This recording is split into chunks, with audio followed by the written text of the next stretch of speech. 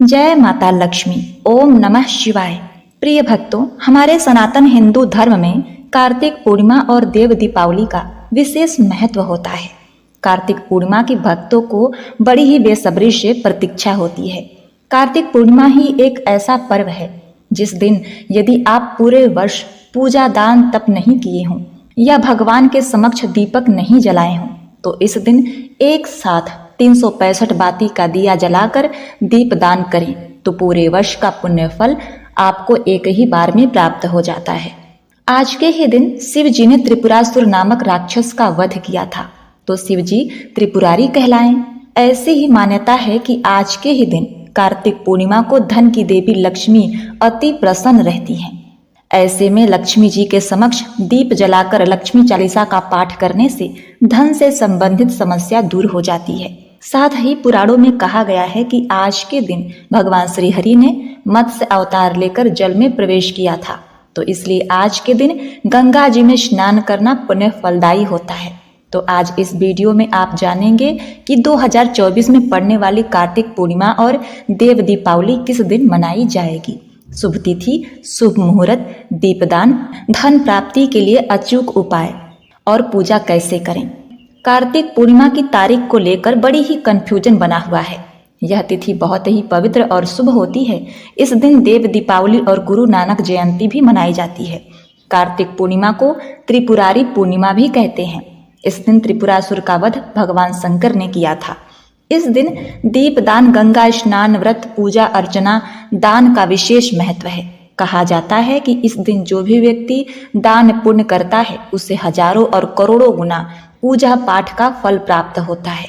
इस बार कार्तिक पूर्णिमा 15 नवंबर शुक्रवार को सुबह के 6:20 से शुरू होकर 16 नवंबर दिन शनिवार 2:58 पर समाप्त होगी। शुक्रवार का दिन महालक्ष्मी जी को समर्पित है। ऐसे में जब भी शुक्रवार को पूर्णिमा तिथि पड़ती है ना तो वह दिन और भी शुभ फलदायी हो जाता है। इस बार पूर्णिमा तिथि का व्रत, स्नान, दान 15 नवंबर शुक्रवार को किया जाएगा। इस दिन मणिकर्णिका घाट पर स्नान किया जाता है। वाराणसी के गंगा नदी के तट पर स्थित मणिकर्णिका घाट पर स्नान करने का अवसर बहुत ही सौभाग्य से मिलता है।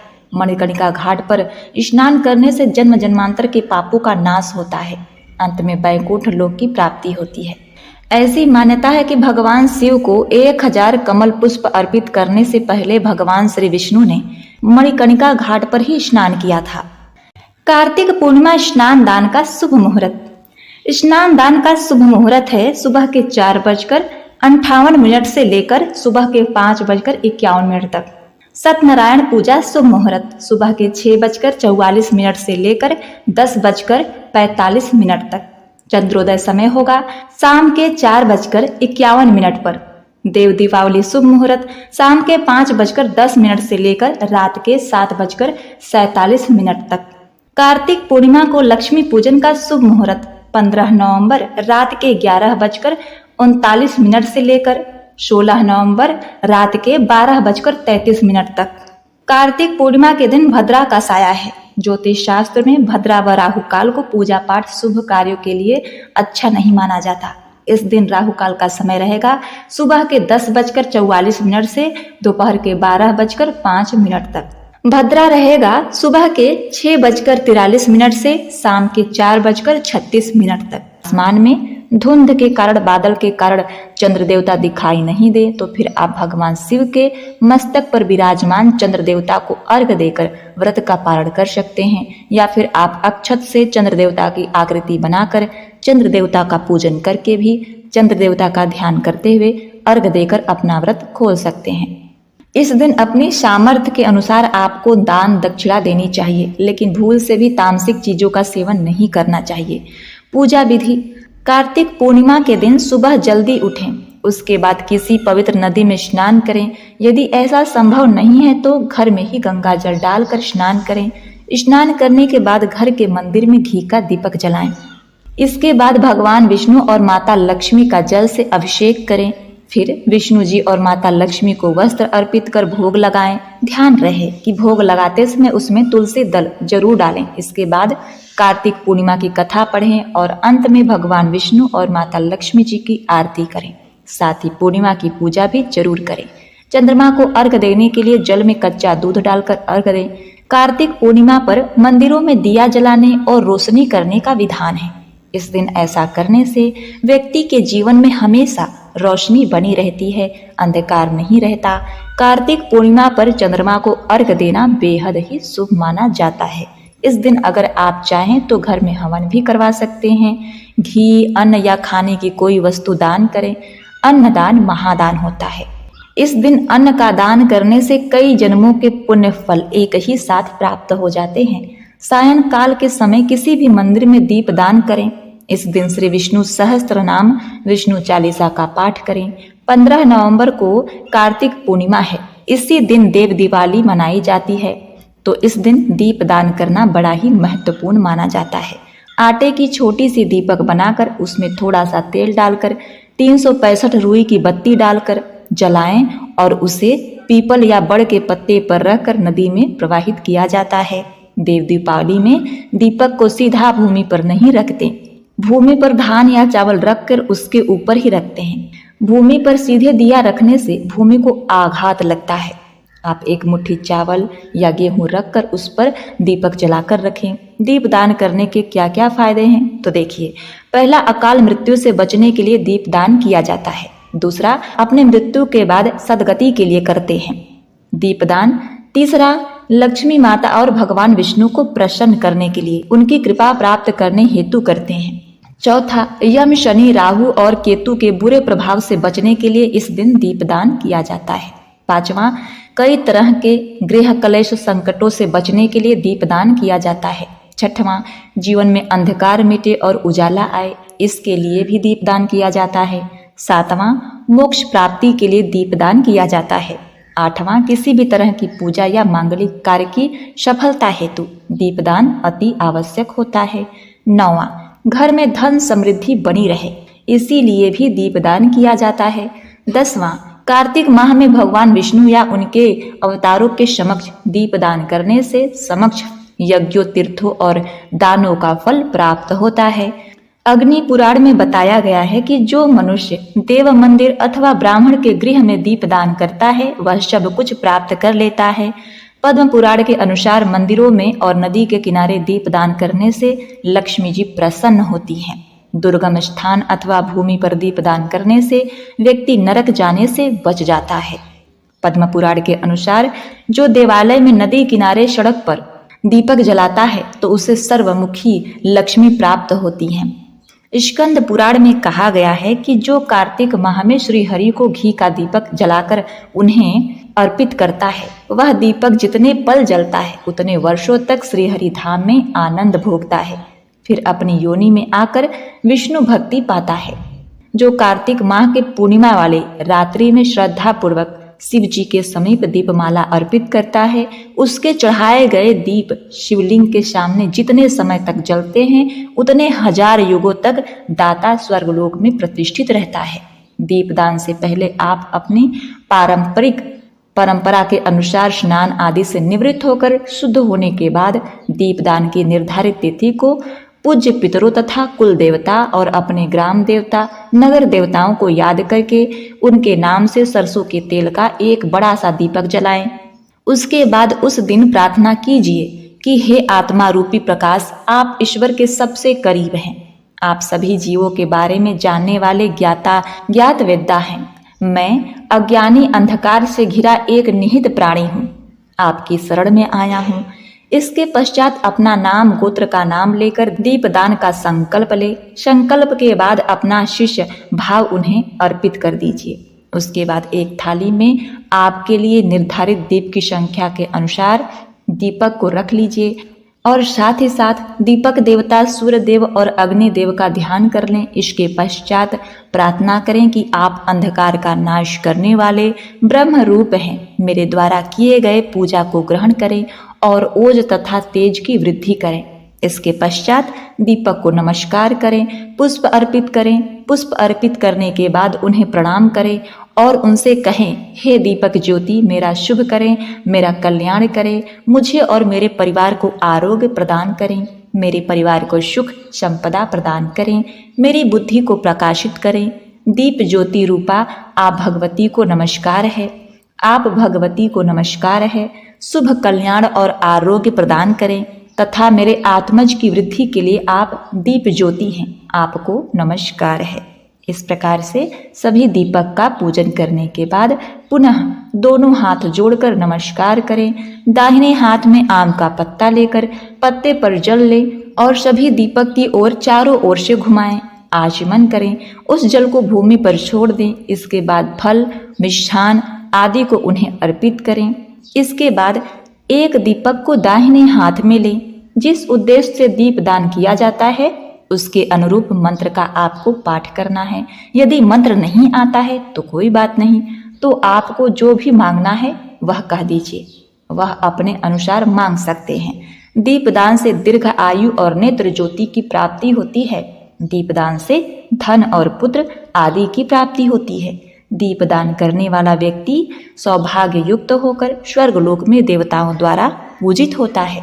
यह सरलता से किया जाने वाला, जो किसी यज्ञ से कम फल देने वाला नहीं है। यह बहुत ही लाभकारी तथा अचूक उपाय है।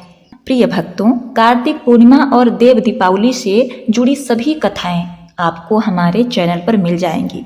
उसे आप अवश्य ही श्रवण करिएगा। इसे श्रवण करना भी इस दिन सैकड़ों गुना पुण्य फलदायी होता है। तो आज मैं सुना रही हूँ कार्तिक पूर्णिमा में सुनी जाने वाली शिव जी और भगवान विष्णु की बड़ी ही दुर्लभ तथा पौराणिक कथा, जिसे आप सभी भक्तगण बड़ी श्रद्धा तथा प्रसन्न चित्त मन से सुनिएगा। ओम गंगणाधिपते नमः। द्वापर युग में एक बार यशोदा जी ने श्री कृष्ण से कहा, हे कृष्णा, तुम सारे संसार के रचयिता तथा पालनहार हो।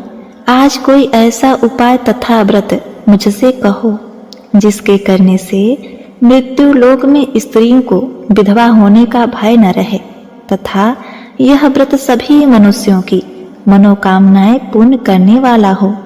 श्री कृष्ण कहते हैं, हे माता, तुमने अति सुंदर प्रश्न किया। मैं तुमसे ऐसे ही व्रत को विस्तार पूर्वक कहता हूँ। सौभाग्य की प्राप्ति के लिए स्त्रियों को 32 पूर्णमासियों का व्रत करना चाहिए। श्री कृष्ण आगे कहते हैं कि इस धरती पर एक राजा चंद्रहास की अनेक प्रकार के रत्नों से परिपूर्ण कार्तिका नाम की नगरी थी। वहां एक धनेश्वर नाम का एक ब्राह्मण रहता था। उसकी स्त्री अति सुशील व रूपवती थी।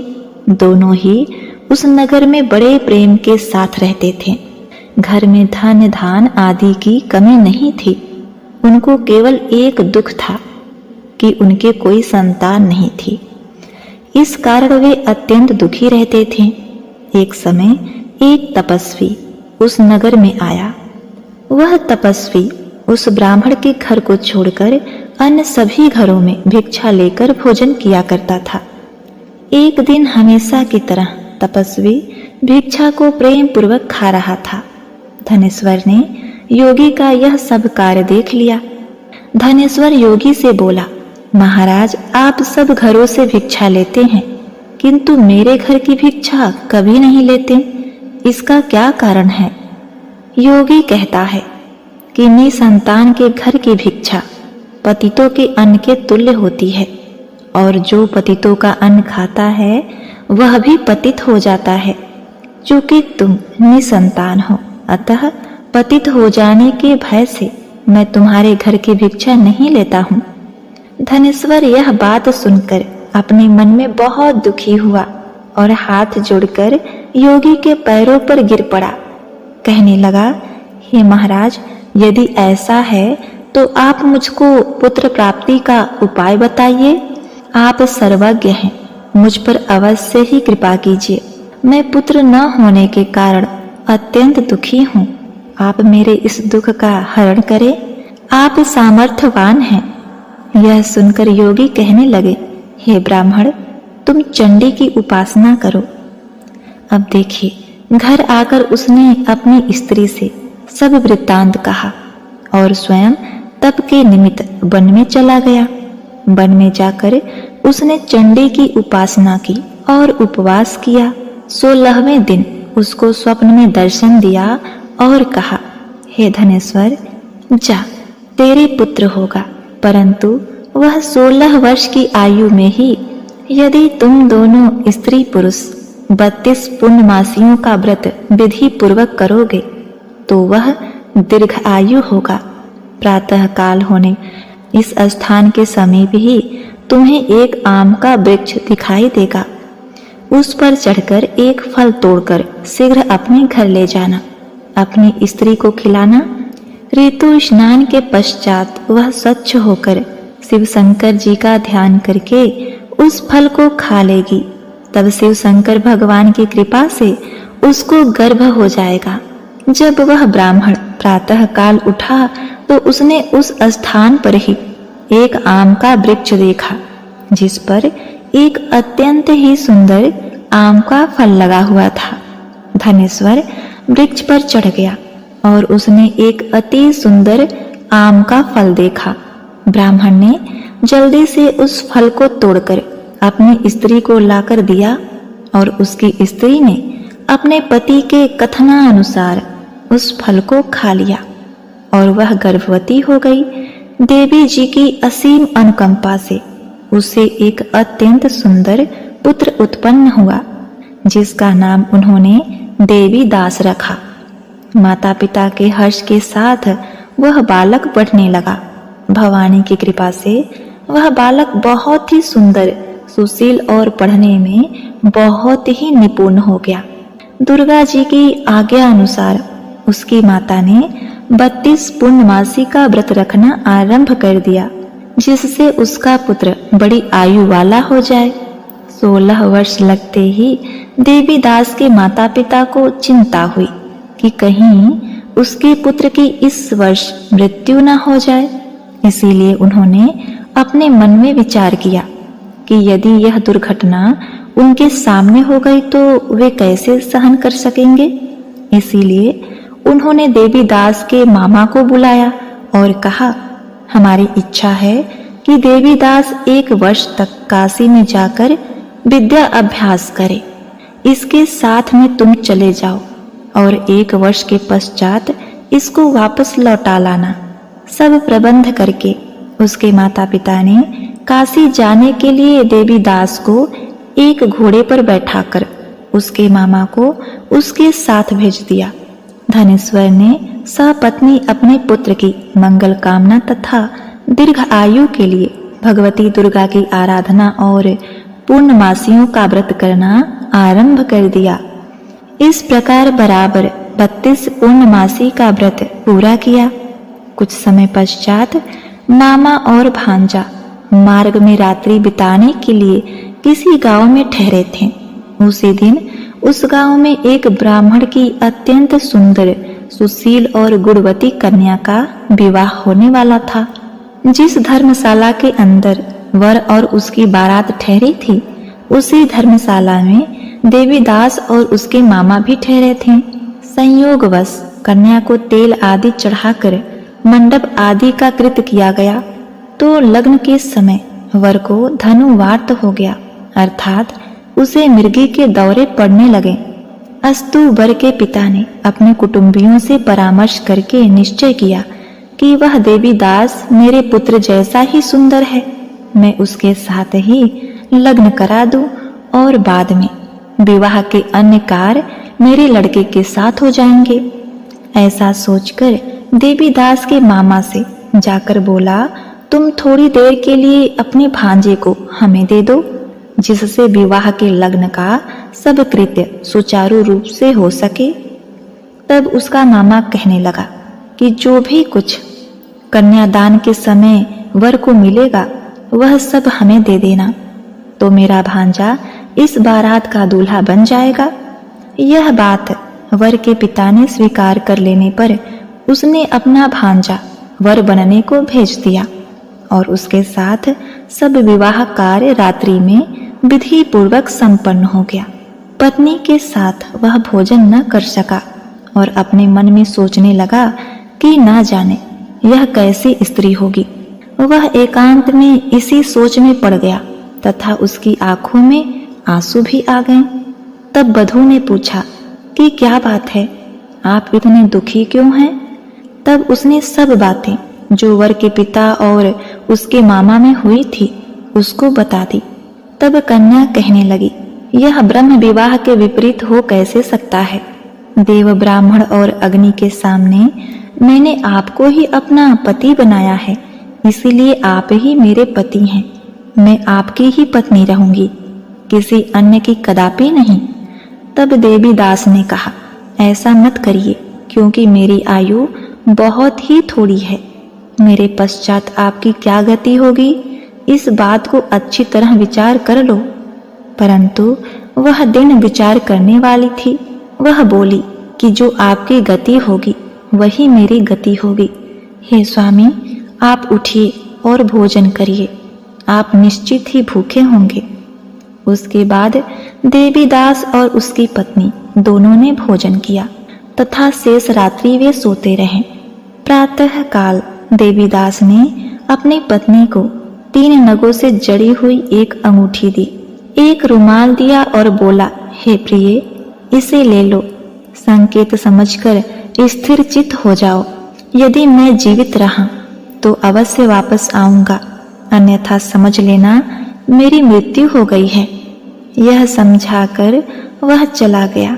प्रातः काल होते ही वहां पर गाजे बाजे बजने लगे और जिस समय विवाह के कार्य संपन्न करने के लिए वर तथा बाराती मंडप में आए तो कन्या ने वर को भली प्रकार से देखकर अपने पिता से कहा, यह मेरा पति नहीं है, मेरा पति वही है जिसके साथ रात्रि में मेरा पाणी ग्रहण हुआ था।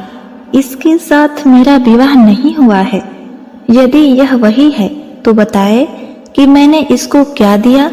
मधु पर्क और कन्यादान के समय जो मैंने भूषण आदि दिए थे उन्हें दिखाए तथा रात में मैंने क्या गुप्त बातें कही थी वह सब सुनाए।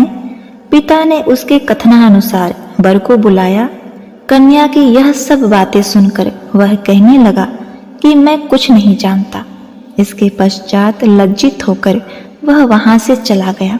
सारी बारात भी अपमानित होकर वहां से लौट गई। इस प्रकार देवीदास काशी चला गया। जब कुछ समय बीत गया तो काल से प्रेरित होकर एक सर्प रात्रि के समय उसको डसने के लिए वहां आया, परंतु व्रत के प्रभाव से उसको काट नहीं पाया, क्योंकि पहले ही उसकी माता ने 32 पूर्णमासी का व्रत रखा था। इसके बाद मध्याह्न के समय स्वयं काल वहां आया और उसके शरीर से उसके प्राणों को निकालने का प्रयास करने लगा, जिससे वह मूर्छित होकर पृथ्वी पर गिर पड़ा। भगवान की कृपा से उसी समय पार्वती जी के साथ शिव शंकर जी वहां आ गए। उसको मूर्छित दशा में देखकर पार्वती जी ने भगवान शिव से प्रार्थना की, हे महाराज, इस बालक की माता ने पहले 32 पूर्णिमा का व्रत किया था, जिसके प्रभाव से उसका मृत्यु दोष कट गया। भवानी के कहने पर भक्त वत्सल भगवान शिव जी ने उसको प्राण दान दे दिया। इस व्रत के प्रभाव से काल को भी पीछे हटना पड़ा और देवीदास स्वस्थ होकर बैठ गया। उधर उसकी स्त्री उसकी प्रतीक्षा किया करती थी। जब 16वां वर्ष व्यतीत हो गया तो देवीदास भी अपने मामा के साथ काशी से चल दिया। इधर उसके ससुर उसको ढूंढने के लिए अपने घर से जाने ही वाले थे कि वह दोनों मामा भांजा वहां आ गए। उनको आया देखकर उसका ससुर बड़ा ही प्रसन्नता के साथ अपने घर में ले आया तथा बाद में खूब धन के साथ अपनी पुत्री को उसके साथ विदा किया। श्री कृष्ण जी कहने लगे कि इस प्रकार धनेश्वर 32 पूर्णमासियों के व्रत के प्रभाव से पुत्रवान हो गया।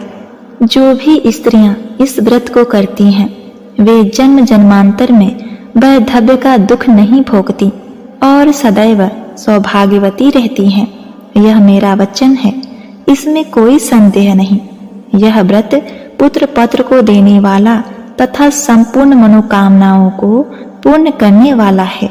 32 पूर्णिमा का व्रत करने से व्रती की सभी इच्छाएं भगवान शिव की कृपा से पूर्ण हो जाती है। एक बार प्रेम से बोलिए जय भोलेनाथ, ओम नमः शिवाय, जय श्री हरि। प्रिय भक्तों, अब आइए सुनते हैं कार्तिक पूर्णिमा की सबसे महत्वपूर्ण कथा, कुब्जा उद्धार की कथा। कंस के राज्य में एक कुब्जा नाम की बहुत ही कुरूप स्त्री रहा करती थी।